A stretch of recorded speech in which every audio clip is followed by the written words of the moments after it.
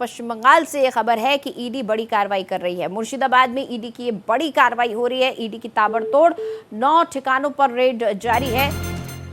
शांतनु विश्वास से जुड़े ठिकानों पर छापेमारी हो रही है। शांतनु के भांजे समेत कई आरोपियों पर एक्शन लिया गया है। वित्तीय लेन देन और अन्य सबूतों की जांच की जा रही है। तो बड़ी खबर इस वक्त की हम आपको बता रहे हैं। ईडी ताबड़तोड़ छापेमारी कर रही है। शांतनु विश्वास से जुड़े ठिकानों पर छापेमारी की जा रही है। तो पश्चिम बंगाल से जुड़ी हुई है बड़ी खबर। शांतनु के भांजे समेत कई आरोपियों पर एक्शन लिया जा रहा है। वित्तीय लेन देन और अन्य सबूतों की जांच की जा रही है। मुर्शिदाबाद में ईडी ने यह बड़ी कार्रवाई की है और ताबड़तोड़ 9 ठिकानों पर रेड डाली है। शांतनु विश्वास से जुड़े ठिकानों पर छापेमारी की जा रही है। शांतनु के भांजे समेत कई आरोपियों पर एक्शन में नजर आ रही है ईडी। वित्तीय लेन देन और अन्य सबूतों की जांच की जा रही है। तो बड़ी खबर इस वक्त की हम आपको बता रहे हैं।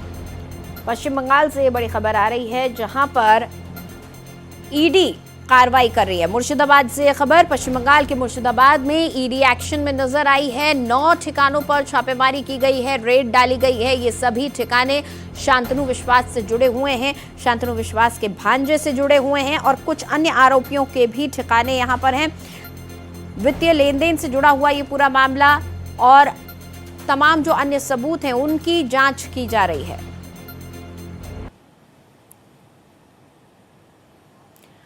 और गोपाल कृष्ण इस खबर पर ज्यादा जानकारी के साथ हमारे साथ फोन लाइन पर जुड़ चुके हैं, उनसे बातचीत करेंगे। गोपाल कृष्ण, एक बड़ा छापेमारी एक्शन लेती हुई आज ईडी दिख रही है, अब तक क्या कुछ जानकारी है आपके पास?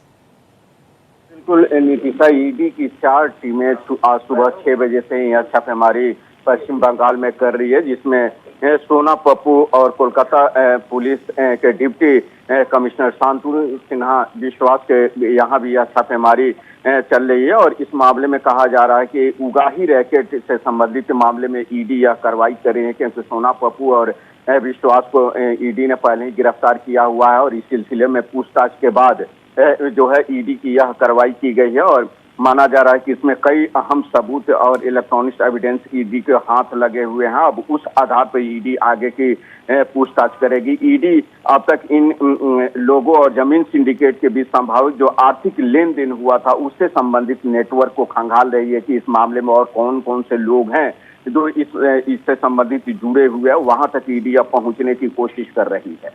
चलिए, शुक्रिया गोपाल इस पूरी जानकारी के लिए आपका।